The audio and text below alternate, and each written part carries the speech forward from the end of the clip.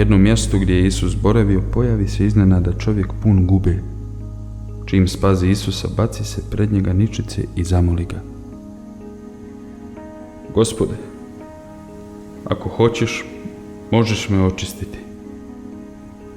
Isus pruži ruku i dotakne ga. Hoću, reče. Budi čist, i gube odmah nestane. Isus mu naredi: nikome o ovom ne govori, već idi i pokaži se svećeniku, te prinesi žrtveni dar za svoje očišćenje prema Mojsijevom zakonu, njima za svjedočanstvo. Ali on je još više pronio glas o Isusu, pa je golemo mnoštvo naroda nahrupilo da ga čuje i da se izliječi od bolesti, a on je odlazio moliti se na usamljenim mjestima.